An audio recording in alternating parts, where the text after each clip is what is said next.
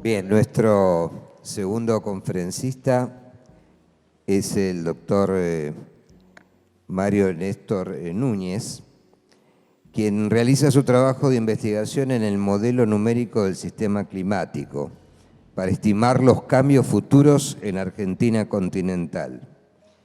Es cofundador y primer director del Instituto Franco-Argentino sobre Estudios de Clima y sus Impactos. Director del Centro de Investigaciones del Mar y la Atmósfera, desde 1990 hasta marzo de 2010. En el panel intergubernamental de cambio climático, es coautor del capítulo 9, Casos de Estudios, Gestión de los riesgos de eventos extremos y desastres para avanzar en la adaptación al cambio climático. Participó como miembro consultor en la primera, segunda y tercera Comunicación Nacional de la República Argentina a la Convención Marco de las Naciones Unidas sobre Cambio Climático. Investigador superior del CONICET y profesor emérito de la Universidad de Buenos Aires. En 2007, el Instituto recibió el Premio Nobel de la Paz por el trabajo institucional y de sus contribuyentes científicos. Gracias. Muchas gracias. Bueno, voy a tratar de hablar más cerca. Primero que nada, quiero agradecer la invitación. Me acabo de enterar de que esto está siendo retransmitido a todo el país y hay mucha gente que está siguiendo nuestras conferencias. Así que nuevamente agradezco a los organizadores por esta invitación. Segundo, nos estamos yendo mal en el tiempo. Ha habido una especie de malentendimiento con respecto al tiempo que cada uno disponía. En realidad el tiempo es menor que el que me dijeron, así que voy a pasar algunos slides un poco rápido y para ello me voy a acercar a la notebook de manera de pasarlos directamente. Bueno, yo me voy a enfocar en las proyecciones de impacto en Argentina. Vicente Barros habló sobre el problema del cambio climático de una forma global.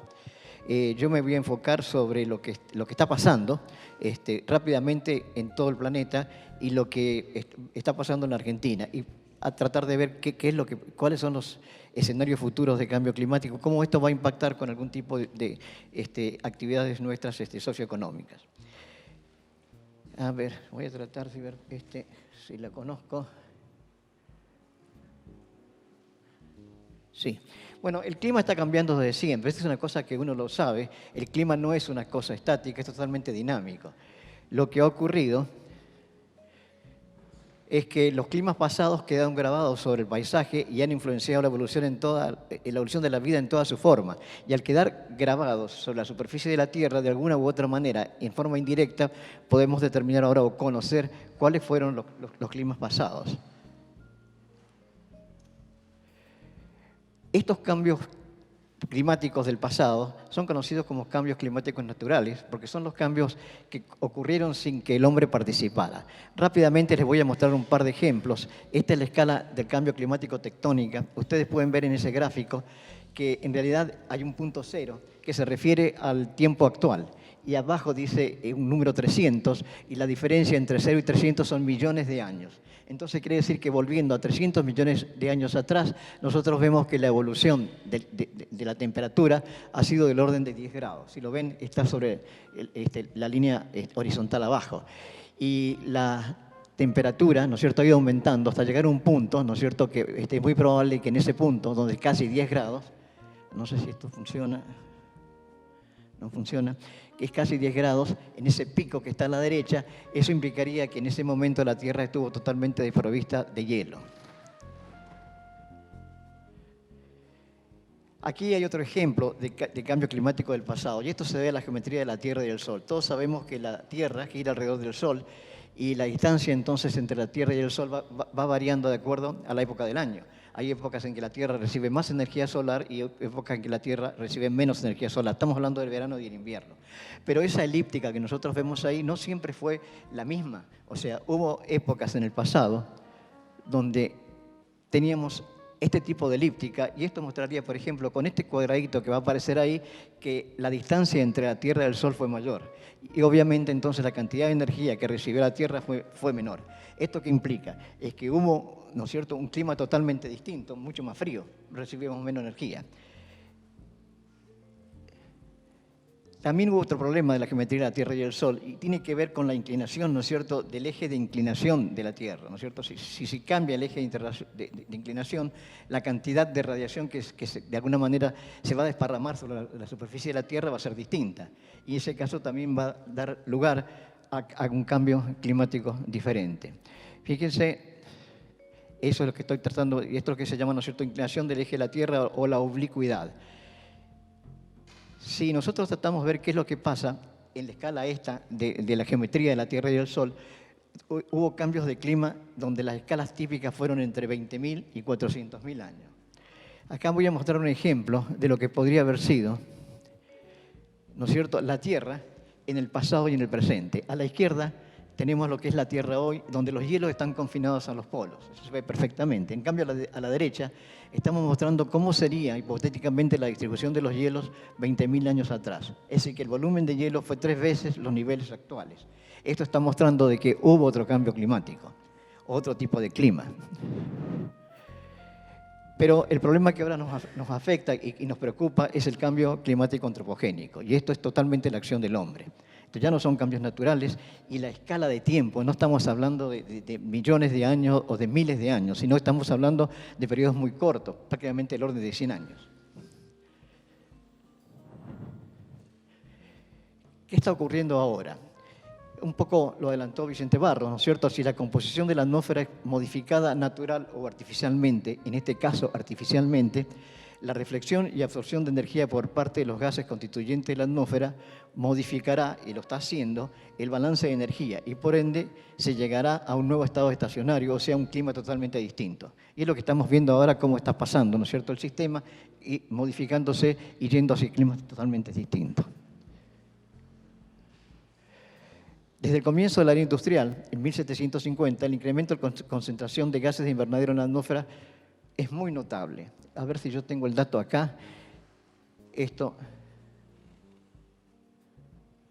Esta curva, Barros mostró una cosa parecida, que es la variación de la concentración del CO2 en la atmósfera medida en un punto en Mauna Loa, en Hawái, y sobre el eje vertical tenemos el valor de la concentración de CO2, esto está dado en partes por millón, y abajo están los años. Si ustedes miran la curva, ¿no es cierto?, tiene un incremento muy marcado, una pendiente positiva, que prácticamente va de 1960, ¿no es cierto?, hasta la actualidad. Entonces vemos que la concentración ha estado aumentando continuamente y sigue aumentando. Y lo que vemos es que la concentración de dióxido de carbono ha aumentado en un 40% desde la era preindustrial, debido en primer lugar a las emisiones derivadas de los combustibles fósiles y también a las emisiones netas derivadas del cambio en el uso del suelo.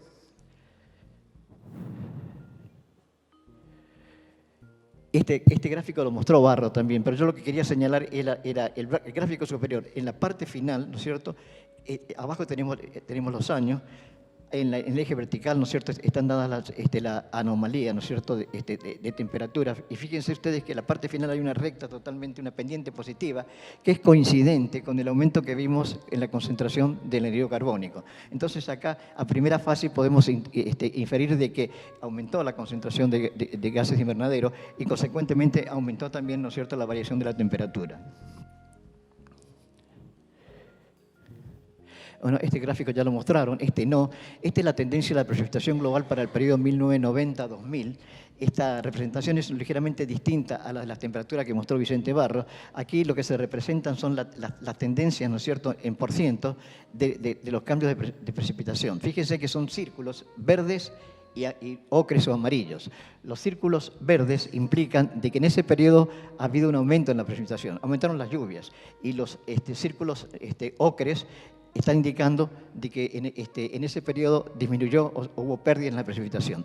Lo que nos interesa es Sudamérica, la parte sur de Sudamérica.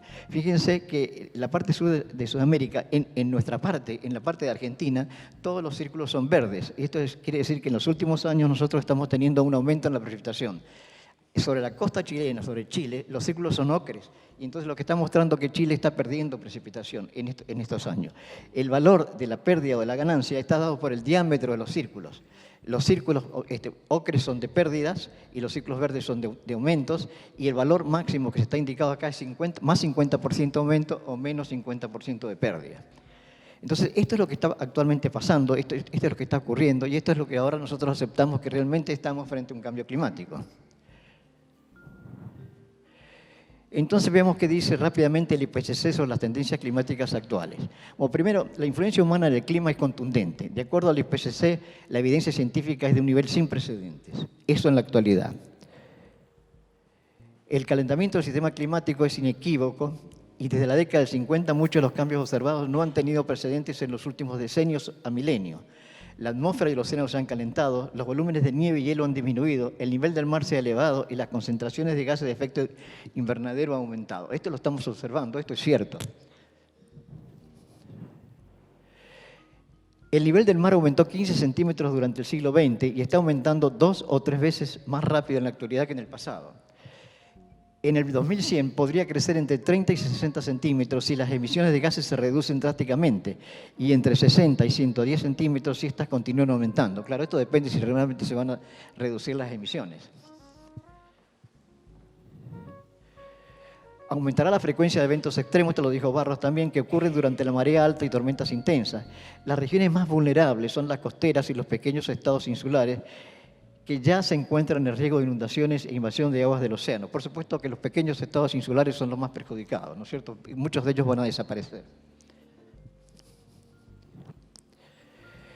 Y lo que cabe señalar que los últimos 30 años, o sea, tomando decenios, o sea, los 3 últimos decenios, ha sido sucesivamente más cálido en la superficie de la Tierra que en cualquier otro decenio anterior desde el año 1850.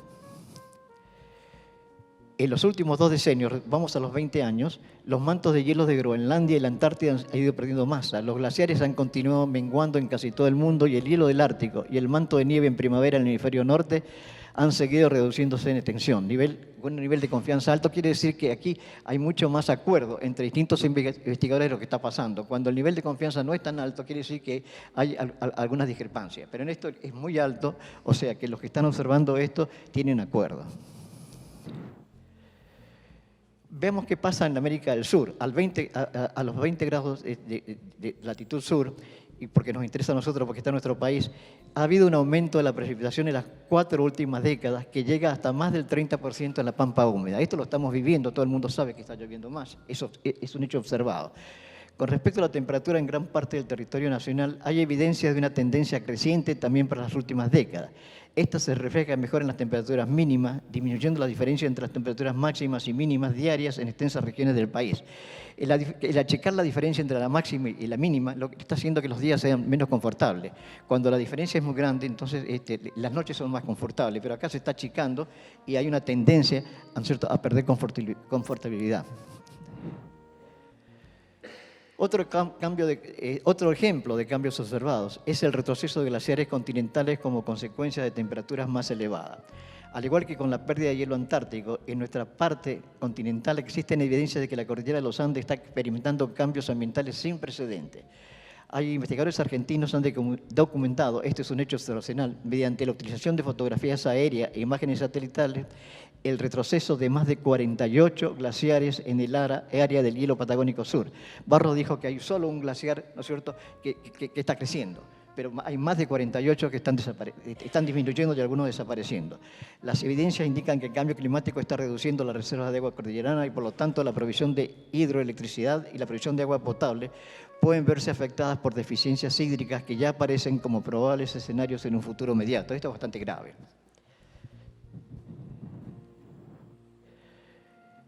Acá les voy a mostrar un par de fotografías, ¿no es cierto? Una muy vieja, la que está en blanco y negro, y corresponden a fotografías del volcán Lanín.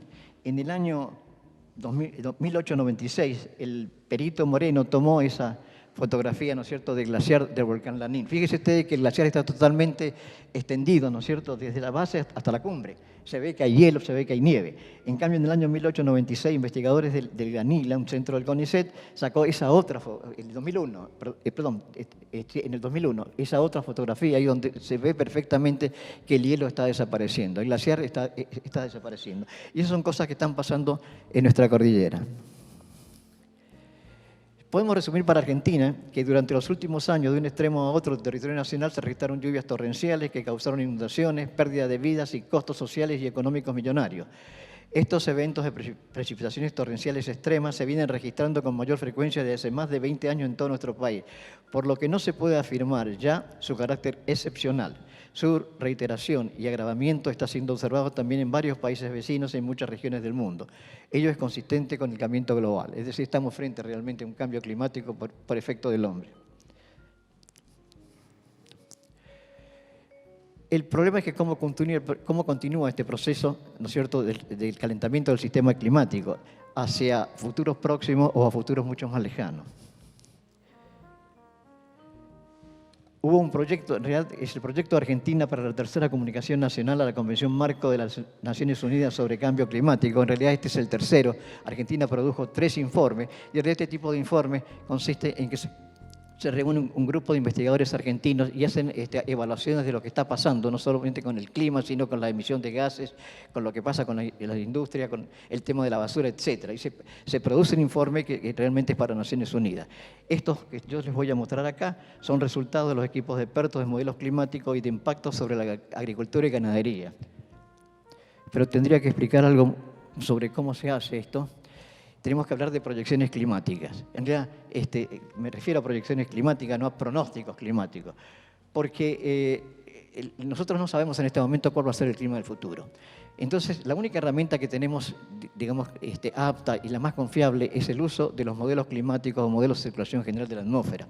Estos modelos lo que tienen la habilidad es de producir un clima determinado para todo el planeta y región por región, pero lo hace en función de cuáles son las condiciones que tiene el planeta. Toma en consideración la concentración de gases que hay en un determinado momento, en una determinada época, el tipo de industria que hay, el tipo de suelo, el tipo de energía que se consume. Entonces todo esto es un paquete que se le mete al modelo climático y entonces el modelo climático usando esto dice, bueno, bajo estas condiciones, este va a ser el clima que vamos a tener en un futuro inmediato. Y entonces vemos así, estas son las acciones que conducen hacia escenarios, estos se llaman escenarios de emisiones de gases de efecto invernadero. El aumento de la población mundial hay que lo toman en cuenta los cambios en la economía, las nuevas tecnologías, los tipos y uso de energía y la agricultura y uso del suelo. Por supuesto son hipótesis que podrían ocurrir o no ocurrir, podrían modificarse, podrían ser menos drásticas o más drásticas. Entonces un poco de esto va a depender cuál es el clima que el modelo climático es capaz de reproducir. Entonces veamos cuáles son los escenarios que se generan en función de estos parámetros que dijimos. Estos se llaman escenarios de forzante antropogénico porque también dependen de la cantidad o de la concentración de los gases de invernadero. Entonces cada concentración va a tener un forzante sobre el clima. Este forzante, lo que quiero decir, va a ser un determinante de cuál puede ser el clima. Esto lo voy a pasar rápidamente. Vamos a pasar a esto. No sé qué pasó arriba. Hice una invasión de los chinos, ya está. El gráfico, ¿no es cierto?, está mostrando en el eje vertical, es directamente se llama un forzante radiactivo total, pero es un poco, está dependiendo de la concentración de los gases de invernadero y es lo que va a ser, lo que va a estar empujando o va a determinar el clima. En el eje horizontal vemos los años y cada una de esas curvas de colores es uno de los escenarios posibles. Si uno mira la primera, hay una sigla que dice RCP 8.5, que es justamente como el IPCC determina estos escenarios de forzantes radioactivos, y lo que está mostrando que es una curva que a través del tiempo va aumentando continuamente y está llegando hasta el año 2100 con valores muy altos, con un forzante radioactivo de 8 watts por metro cuadrado. Lo que pasa es que este escenario particular llega hasta el 2100, pero sigue creciendo. O sea, esto está suponiendo que la emisión de gases de invernadero va a ser muy grande y va a continuar. Después hay un escenario un poco más moderado, que es el RCP 6.0, y muestra que al llegar al 2100, un poco que se estabiliza y continúa después estabilizado, no va a crecer más. Si bajamos un poco más, el RCP 4.5 es escenario también que va a llegar con valores menores, ¿no es cierto?, de forzante, y también se va a estabilizar cuando llegue al año 100. Pero el de abajo es el escenario de menores emisiones, y lo que muestra, fíjense que hay un pico alrededor del año 2050. ¿Ven que hay un pico en la curva azul? Y después comienza a disminuir. Y esta disminución va a continuar después del año 2100. Este escenario es lo que uno le da al modelo climático y le dice, bueno, determinar cuál va a ser el clima si yo uso el RCP 8.5 o el RCP 6.0, etc. Nosotros lo que hicimos fue usar dos escenarios, el RCP 8.5 y el RCP 4.5, como escenario de mayores emisiones y escenario de menores emisiones. No son, uno es el extremo, el otro no es el extremo de menor emisión. Entonces, el modelo climático, con esta información, es capaz de producir climas del futuro. Yo me voy a saltar un montón de cosas, acá no les voy a mostrar cuáles son los climas del futuro, no me da el tiempo en función de esos escenarios, pero sí les voy a mostrar cómo ese clima del futuro va a impactar, por ejemplo, en este caso, sobre la agricultura. Y me voy a centrar nada más que en dos cultivos, en el trigo y la soja, aunque lo hicimos también para el maíz. Pero vamos a mostrar dos extremos. Esta fue la región de estudio, claro, es la zona núcleo, la pampa húmeda, es la parte más rica cerealera argentina, y entonces queremos ver cómo esto es afectado con estos dos tipos de escenarios. Pero estos dos tipos de escenarios los vamos a considerar, el de mayores emisiones y el de menores emisiones, pero para dos estados de tiempo distintos. Para un estado muy próximo, supongamos alrededor de 2040, y para un estado un poco lejano, que vamos a suponer que es para el año 2100. Esto ya más o menos, bueno, estos son los periodos que estamos diciendo. Los periodos temporales serán un periodo cercano, 2015-2039, y un periodo lejano, 2075-2099. Cada uno de estos periodos va a tener, ¿no es cierto?, una propuesta de bajas emisiones y una propuesta de altas emisiones. La combinación de eso es lo que nos va a tratar de dar cuál es el rendimiento de los cultivos que estamos considerando. Entonces, las proyecciones de los cambios en la producción de trigo y soja en dos escenarios de emisiones, bajas y altas, y para dos límites temporales, cercano y lejano. ¿Cómo trabaja esto? Rápidamente voy a hacer un esquema. Son modelos muy complejos, los modelos climáticos son herramientas físico-matemáticas muy complejas, pero estuve tratando de hacer un esquema bastante simple. Ahí dice modelo climático y es el modelo lo que termina siendo, en función de los parámetros que uno le ingresa, termina determinando cuáles son los parámetros del clima. Entre ellos, por ejemplo, las temperaturas máximas, las mínimas, la lluvia, la presión, los vientos, etc. Pero también hay otro tipo de modelos, que son los modelos de productividad agrícola, que ustedes los ven ahí en verde claro, que en realidad estos modelos de productividad agrícola, y estos son los que manejan los agrónomos, ¿no es cierto?, es alimentado por dos tipos de datos, los que produce el modelo climático y lo que se mide, por ejemplo, el tipo de suelo, la genética del cultivo, el manejo del cultivo. Entonces, esos dos conjuntos de información entran al modelo agrícola y el resultado es el rendimiento. ¿El rendimiento para qué? Para un tiempo determinado, un escenario futuro determinado, y tomando en cuenta si las emisiones van a ser altas o bajas. ¿Se entiende cuál es la idea? Entonces vemos qué pasa con el trigo. Miren, acá puse trigo línea de base. Rendimientos medios kilogramos por hectárea para el trigo, clima actual. Ese mapa de la pampa húmeda tiene colores. Si ustedes miran a la derecha, casi arriba, ¿no es cierto?, hay rectángulos de colores, pero cada rectángulo de eso está indicando cuál es el rendimiento medio en kilogramos por hectárea. El mayor rendimiento es de 5.001 a 5.600, ¿no es cierto?, kilogramos por hectárea, y así se reduce hasta llegar al amarillo más claro a 500.000 kilogramos por hectárea. ¿Se entiende? Entonces ustedes trasladan los colores al mapa y entonces pueden ver, ¿no es cierto?, dónde el trigo tiene un mayor rendimiento y dónde tiene menor rendimiento. En ese mapa está indicando, prácticamente está tomando el norte de la provincia de Buenos Aires y el sur de la provincia de Buenos Aires con los mayores rendimientos. Esto es por efecto del clima actual que le dio el modelo climático, ¿no es cierto? Y el rendimiento se lo dio entonces el modelo de producción agrícola. Y ahora vamos a ver lo que dijimos. Vamos a ver dos escenarios. Un escenario que es el futuro cercano, pero para dos tipos de emisiones, bajas y altas emisiones. A la izquierda tenemos el de bajas emisiones, a la derecha el mapa ese son de altas emisiones. Abajo hay una barra de colores donde los colores están indicando, ¿no es cierto?, cuál es la diferencia de rendimiento con el mapa que mostramos antes, que era el mapa de base o la producción del clima actual. Entonces, fíjense que desde el 0 a la derecha, ¿ven el 0? Está en la mitad, a la derecha son todos cambios positivos y el de 0 a la izquierda son todos cambios negativos. Lo que estoy diciendo es que tengo pérdidas, ¿no es cierto?, de rendimientos o tengo ganancias de rendimiento. Aquí lamentablemente vemos que para el trigo y en un futuro cercano, o sea, alrededor del año 2040, para un escenario de bajas emisiones y para un escenario de altas emisiones 4.5 y 8.5, ¿no es cierto?, la producción del trigo va a disminuir por efectos del cambio climático. Si vamos al futuro lejano, 2100, ¿no es cierto? También bajas emisiones a la izquierda, altas emisiones a la derecha. Bueno, ya hay más colores verdes, es decir, que tengo el cambio, ¿no es cierto?, en la producción es positiva, entonces no tengo tantas pérdidas, pero esos colores amarillos que nos están dando hacia el oeste, sobre todo en el escenario de mejores emisiones, el mapa de la izquierda, me está indicando que todavía voy a tener, en el futuro lejano voy a tener pérdida en los rendimientos, voy a tener menos trigo, por efecto del cambio climático. Entonces podemos resumir esto así, el impacto proyectado sobre el cultivo del trigo para el futuro cercano y de acuerdo al modelo de cultivo, este es el modelo que usan los agrónomos, el que usamos nosotros, no sé si hay agrónomos aquí, lo deben conocer, muestra una disminución del 12.7% y 13.3% en promedio, eso es lo que se va a perder en la producción de trigo. Y eso estamos hablando de su futuro cercano.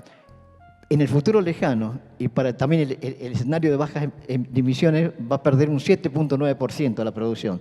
Pero si consideramos, ¿no es cierto?, un escenario, ¿no es cierto?, con mayores emisiones, tal vez, ¿no es cierto?, el CO2 le hace bien al trigo y entonces la pérdida se reduce a 4,1%.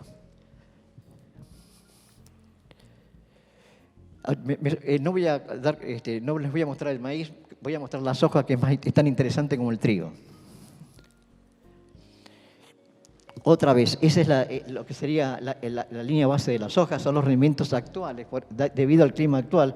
Fíjense, los colores verdes son los de mayores rendimientos, ¿no es cierto? Entonces, lo que vamos a ver qué es lo que pasa en el futuro, cambiando las emisiones de bajas a altas.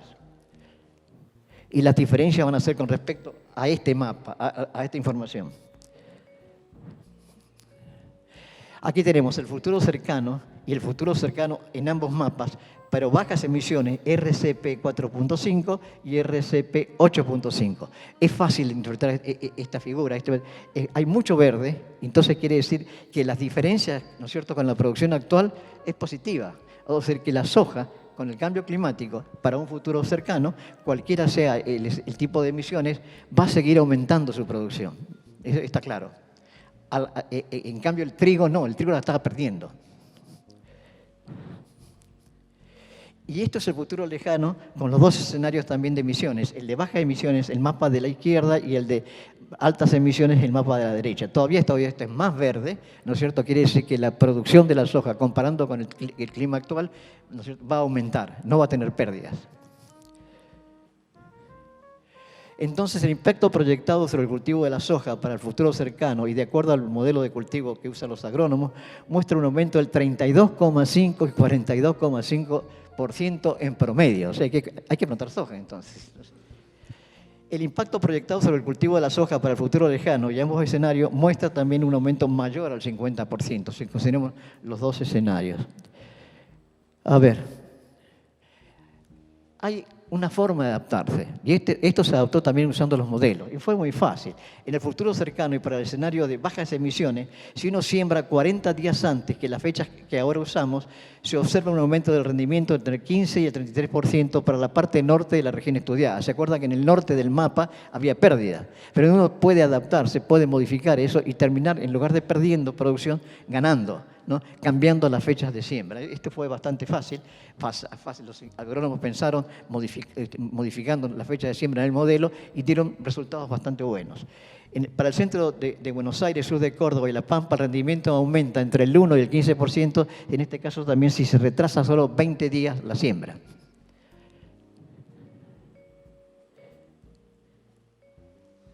Bueno, esto lo voy a pasar. Vamos a la soja.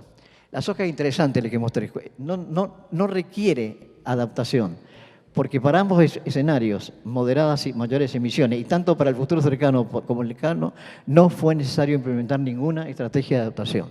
O sea que la soja va a resistir al cambio climático, por lo menos a los escenarios que le estamos dando.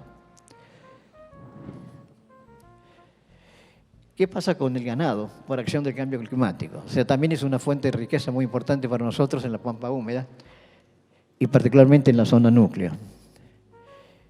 El área de estudio es la misma región, es la región ganadera más importante de la Argentina, y acá lo que es importante es que hay una correlación entre la ganadería y algunos parámetros climáticos, por eso que lo pudimos determinar, ¿no? ¿Cuál es el impacto del clima? Tenemos que saber cuál es la relación entre clima y ganado. Y lo que pasa es que algunos parámetros climáticos que se utilizaron aquí para estimar los impactos del cambio climático en la producción ganadera bovina vinieron, ¿no es cierto?, de los modelos que estuvimos hablando, y esto lo pueden ver ustedes, ¿no es cierto?, en el informe de Argentina sobre el cambio climático a las Naciones Unidas, esto es público. Pero nosotros hicimos el trabajo y la primera hipótesis de partida es la siguiente: los bovinos son animales de sangre caliente y por ende, bajo ciertas condiciones ambientales, tienen la necesidad y la capacidad de controlar la temperatura de su cuerpo dentro de un rango estrecho. No se pueden salir de ese rango. Entonces, es una demanda prioritaria para el mantenimiento y supervivencia, por lo que al recibir o perder calor desde el exterior, deben, ¿no es cierto?, el ganado utilizar diferentes mecanismos para lograr este control. Pero esto relega otras prioridades como la gestación, el crecimiento, la lactancia, la acumulación de grasa y los nutrientes, afectando sus características de producción. O sea, le modificamos el entorno y lo afectamos al ganado. Entonces son importantes las condiciones de temperatura y humedad para la cría de distintas razas de ganado. Tomamos en consideración climas, y esto es el criterio que usamos, con temperaturas mayores y menores a 26 grados centígrados del mes más cálido, que impactan sobre el ganado, y condiciones de humedad que favorecen la presencia de forraje para alimento del ganado. Esto es una cosa indirecta, pero es importante el alimento del ganado. Estas son cosas que han sido observadas y estudiadas. Se sabe que esa isoterma de 26 grados al norte o al sur, ¿no es cierto?, favorece uno u otro tipo de ganado. ¿Se entiende esto? ¿Sí? Hacia el norte de esta isoterma 26 grados, la raza índica, esta raza, ¿no es cierto?, está en armonía y confort con su entorno, sin restricciones para desarrollar todo su potencial productivo. Hacia el sur de esta isoterma, la región es adecuada para las razas de origen británica y europea. Entonces, está bien repartido. Al norte una raza, al sur otra raza. Las áreas dentro de los límites del índice de humedad definen las condiciones para pastoreo normal o no. Por supuesto, hay zonas arriba o debajo de la isoterma 26 grados donde van a tener un pastoreo normal, o sea, directamente por lluvia. Pero también va a haber una zona donde va en ciertos años requerir, ¿no es cierto?, alimentación suplementaria. Y entonces acá lo que estamos mostrando, a ver si se ve más o menos, es la posición de la isoterma de 0 grados para el clima del tiempo presente. Los dos es tiempo presente. Esa línea verde que está ahí, ¿la ven? Es la isoterma 26 grados. Esa línea verde entonces tiene una parte que está más al norte y una parte que está más al sur. ¿Se ve? Y en la parte que está más al norte está colocado se dice raza índica. Y en el mapa de la derecha, ¿no es cierto?, dice raza británica y europea. Está debajo de la isoterma, ¿lo ven? Eso es para el clima actual. Y entonces vemos qué pasa con la ganadería tropical, que es el ganado índico. Pero vamos a tomar, el mapa histórico de arriba a la izquierda es el mismo que mostré antes. Entonces, ¿qué pasa en el futuro cercano con emisiones menores? O sea, es el RCP 4.5. Fíjense, esto no funciona, no puedo lamentablemente mostrarle, pero si comparan la línea verde, que es la isoterma de 26 grados, en el futuro cercano, RCP 4.5, con el valor histórico, hay un ligero cambio, ¿no es cierto? Se ve, por ejemplo, en el norte de la provincia de Mendoza, ese pico verde está más hacia el sur. Y en realidad, si uno toma los colores, ese color violeta y el verde, en realidad hacia el este, todo el color violeta, lo que está indicando de que las pasturas son normales, la lluvia produce las pasturas y no es necesario que el animal se le dé una alimentación suplementaria. En cambio, a la izquierda, ese verde claro, ¿no es cierto?, es necesario alimentación suplementaria. Podemos decir que en el futuro cercano y a bajas emisiones no hay grandes cambios para el ganado tropical, o sea, el ganado índico. Pero si vamos al futuro lejano, para bajas emisiones, abajo izquierda, y altas emisiones, arriba derecha, entonces el cambio sí es muy marcado, sobre todo el futuro lejano de altas emisiones. Fíjense, es el que está abajo a la derecha. Fíjense cómo se modificó la isoterma de 26 grados, cómo se extendió hacia el oeste y cómo se extendió hacia el sur. Y entonces, toda esa zona ahora es apta para el ganado índico, ¿sí?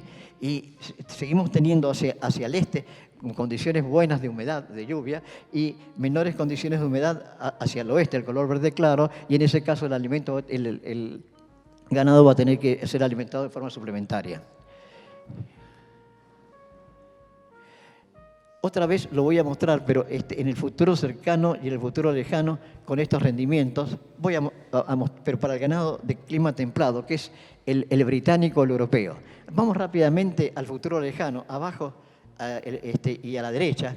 Fíjense cómo la isoterma 26 grados se ha extendido tanto que la zona donde estaba el ganado el europeo o británico, ¿no es cierto?, se redujo geográficamente la zona apta para su creación, ¿ven? O sea, como que diríamos que el ganado índico está avanzando, pero geográficamente, ¿no es cierto?, porque tiene condiciones climáticas mejores que el ganado europeo o índico, perdón, europeo o británico. Bueno, entonces, el cambio de las temperaturas traería como consecuencia el desplazamiento geográfico de las zonas ganaderas. La región de ganadería tropical, al norte de la isoterma 26 grados, se desplazaría paulatinamente hacia el este en su límite superior y hacia el sudoeste en su porción media inferior. A su vez, la región ganadera de clima templado, el británico, es la que tenemos aquí, ¿no?, en la pampa húmeda. La otra es la que está en Brasil. Ubicada al sur de la isoterma 26 grados durante el mes más cálido, se comprimiría paulatinamente a medida que avanzan las condiciones más cálidas, ocupando el centro y sur y centro-oeste de la provincia de Buenos Aires y el centro de la Pampa hacia fines de este siglo. Entonces se va a mover la ganadería europea. Las conclusiones serían que este esquema conceptual, que no hemos basado solamente en las condiciones climáticas, temperatura y humedad, ¿no es cierto?, lo diseñamos para comprender los efectos de elementos climáticos en el ganado, describe una acción directa básica por la temperatura del aire en el ambiente en el que se desarrollan, considerando la temperatura como el límite para la distribución de raza y otras acciones a través de sus efectos sobre la vegetación y los recursos forrajeros que están disponibles.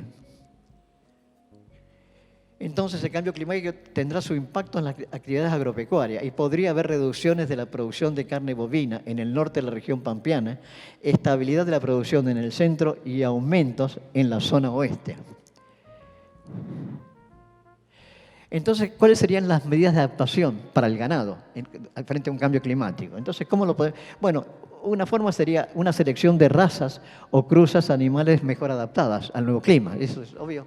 Pasaría con cualquier elemento viviente, ¿no? La selección de especies vegetales forrajeras mejor adaptadas, por supuesto por la pérdida de precipitación. La forma de conservar los forrajes, ¿no es cierto?, si tenemos que guardar del verano para el invierno o viceversa, ¿no?